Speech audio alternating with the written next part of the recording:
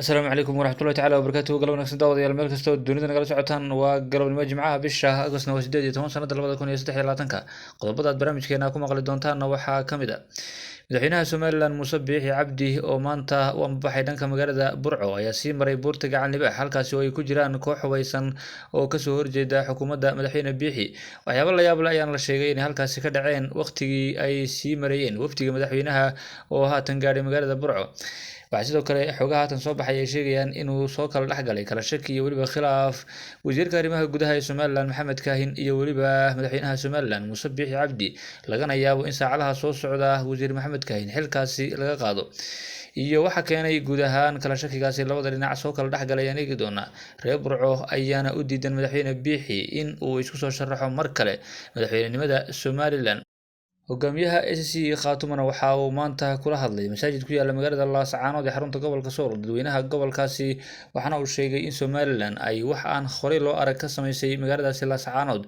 iyaguna ay sameyn doonaan waxaanan horey loo arag muxuu yahay waxa ay sameyn doonaan reer Laascaanood iyo guud ahaan Khaatumo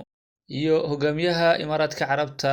ama boqorka waddankaasi sheekh maxamed bin sayid al nahyan oo booqasho naadir ah maanta ku tegay waddanka Itoobiya ayaa si aan hore loo arag loogu soo dhaweeyay dalkaasi Itoobiya xilli wasaaraha dalkaasi Itoobiya uu abaal badan u hayo hogaamiyaha waddankaasi imaaraadka carabta haddaba muxuu yahay haatan qorshaha ay wadaan Itoobiya iyo imaaraadka carabta oo shaki badan uu ku gadaaman yahay iyo weliba Somaliland oo la sheegay in lagu soo wajahan yahay qodobadaas iyo qodobo kale faahfaahsan ayaad barnaamijka ku maqli doontaan saaxiibayaal soo dhawaada aan ku bilownay wararka naga soo gaadhaya Somaliland ayaa sheegaya in madaxweynaha Somaliland Muuse Biixi Cabdi iyo wafdi ballaaran uu hogaaminayo ay maanta gaadheen magaalada Burco ee xarunta gobolka Togdheer halkaasi waxay ka qayb gali doonaan shir maalinta Axadda halkaasi uga furmi doona xisbiga talada Somaliland haya ee kulmiye oo halkaasi ku dooran doona guud ahaan ay doorasho uga qabsoomi doonto doorashada xisbiga kulmiye ayaa la sheegay inay kasoo bixi doonaan arrimo ay dadka reer Somaliland u dhagtaagayaan oo ay ka mid tahay cidda noqon doonta musharaxa madaxweynaha iyo guud ahaan hoggaanka ugu sarreeya ee xisbigaasi kulmiye oo loolan adagi uu xilligan ka taagan yahay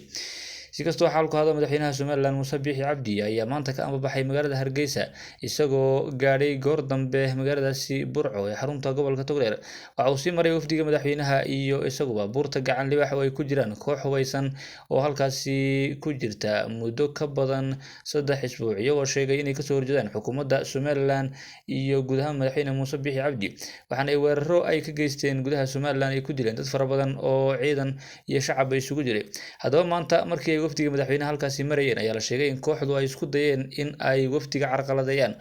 oo ay kasoo agdhowaadeen wadadii ay mari lahaayeen wafdiga madaxweynaha balse halkaasi ayaa la sheegay in la geeyay ciidamadii ugu badanaa oo dhanka Somaliland ka socda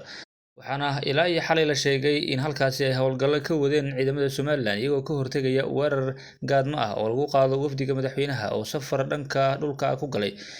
aagaasi waxaana la sheegay in ciidamada Somaliland kuwooda madaxtooyada iyo weliba ciidanka militariga ee Somaliland oo iskaashanaya ay weerar culus ku qaadeen kooxihii isku dayay inay carqaladeeyaan wafdiga madaxweynaha rasaas xooggan ayaa ka dhacaysay gudaha buurta gacan libaax walow ay ka durugsan tahay wadada haddana waxa ay kooxdu doonaysay inay si dhumaalaysi ay kusoo gaadho wadadaasi isku xidha magaalada Burco iyo weliba magaalada Hargeysa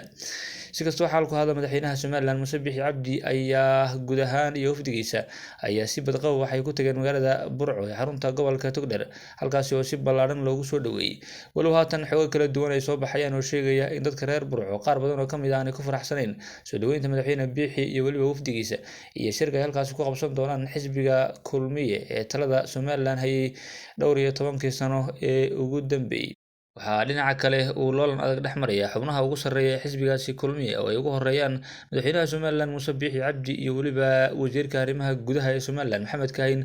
oo in badan rafiiq siyaasadeed soo ahaa waxaase haatan la sheegay in kala shaki uu soo kala dhexgalayo weliba khilaaf u muuqda inuu keeni karayo in labada dhinac ay kala boodaan wasiirka arrimaha gudaha Somaliland Maxamed Kaahin ayaa doonaya inuu noqdo hoggaanka ugu sarreeya ama guud ahaan gudoomiyaha xisbigaasi kulmiye halka madaxweynaha Somaliland Muuse Biixi Cabdina uu rabo isagu inuu noqdo musharaxa xisbigaasi uga qayb gali doona doorashada soo socota balse waxaa la sheegay in xubnaha xisbigaasi kulmiye qaar badan oo kamid ah haatan aanay ku faraxsanayn in madaxweyne Biixi uu mar kale isku soo taago jagadaasi waxaana kow ka ah dadka aanan doonayn in madaxweyne biixi uu mar kale soo sharaxo maxamed kaahin oo wasiirkiisa arrimaha gudaha ah, waxaana labada dhinac la sheegay in arrintaasi laga cabsi qabo in ay isku khilaafaan. waxaana wasiirka arrimaha gudaha Somaliland Maxamed Kaahin iyo weliba Muuse Biixi oo ahaa guud ahaan saaxiib aad isugu dhow la sheegay in haatan beryahan ay sii kala fogaanayaan, taasi oo la sheegay in madaxweyne Muuse Biixi Cabdi laga yaabo inuu qaado tallaabo ah inuu wasiirka arrimaha gudaha uu xilkaasi ka qaado oo uu arkayo in xilligan uu ku fashilmayba guud ahaan amnigii gudaha ee Somaliland, isla markaana madaxweyne Biixi uu dhiiqo badan dhex fadhiisiyay. dhinaca kale wasiirka arrimaha gudaha Maxamed Kaahin ayaa doonayaba inuu isku sharaxo xilka madaxweynenimada Somaliland,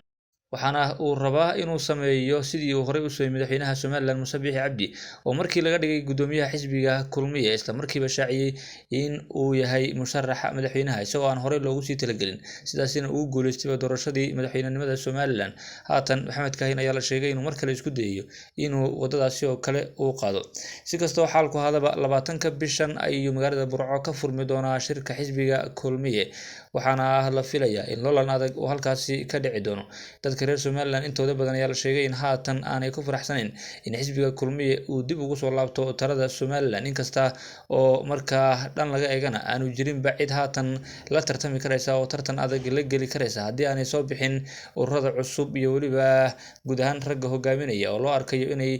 loolan adag ka abuuri karayaan gudaha Somaliland. waxaana ugu waaweyn ragga halkaasi laga filayo inay ku loolami doonaan Maxamuud Xaashi oo ka mid ah guud ahaan haldoorka Somaliland ama dhanka siyaasadda marka la eego ragga ugu waaweyn ee haatan horboodaya, iyo sidoo kale Axmed Ismaaciil Samatar oo isaguna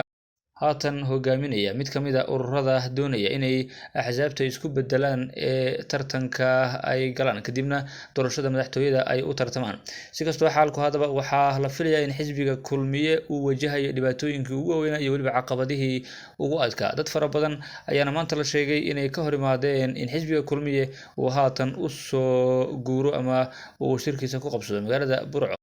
oo inta badan lagu tuhmo in ay mucaaradku ku tunwan yihiin, walow xisbigaasi kulmiye laftiisu uu magaaladaasi ku tashto oo dad fara badan oo taageerayaashiisa ah ay joogaan.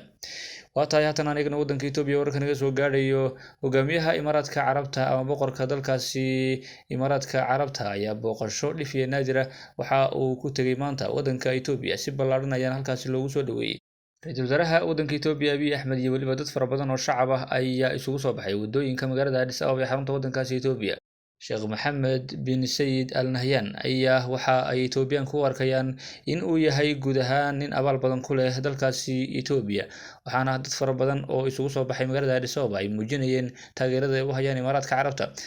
abaalka ay Imaaraadka u galeen waddankaasi Itoobiya ayaana ah in markii caasimadda dalkaasi Itoobiya ay kusoo dhawaadeen kooxdii TPLF-ta iyo weliba kooxihii kale ee doonayay inay afgambiyaan dowladda dalkaasi Itoobiya. inta badan wadamada reer galbeedka iyo wadamada duniduna ay kasii jeesteen in laba wadan oo keliya oo muslin ah ay garab istaageen dowladda Itoobiya, waxaanay ahaayeen waddanka Imaaraadka Carabta iyo weliba waddanka Turkiga. labadaasi wadan ayaa la sheegay inay si cad oo muuqata isku barbartaageen ra-iisul wasaare Abiy Ahmed, isla markaana ay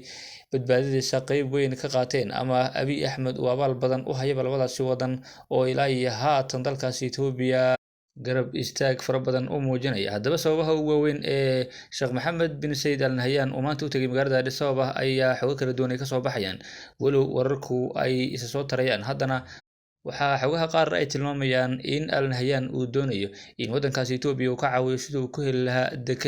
dekedaha ay Imaaraadka Carabtu gacanta ku hayaan. waxaa ka mid ah magaalada Berbera iyo dekeda halkaasi ku taala oo shirkadda DP World ay maamuleyso dalkaasi Imaaraadka laga leeyahay. waxaana la sheegay in haatan uu doonayo inuu Somaliland ka dhaadhiciyo in saamiga ugu ballaaran la siiyo dalkaasi Itoobiya, isla markaana dekedaasi Berbera ay si toos ah u maamusho dalkaasi Itoobiya. arrimahaas iyo qorshahaas ayaa la sheegay in haatan ay Imaaraadku kala shaqeynayaan waddanka Itoobiya iyo weliba sidii ay Itoobiya deked ku heli lahayd, oo haatan Imaaraadka Carabtu uu lacagta ugu badan iyo weliba dadaalka ugu badanba ay gelinayaan sida muuqata. akhyaarta sharafta leh hawada nagala socoto tan iyo kulanti dambe, nabadgelyo.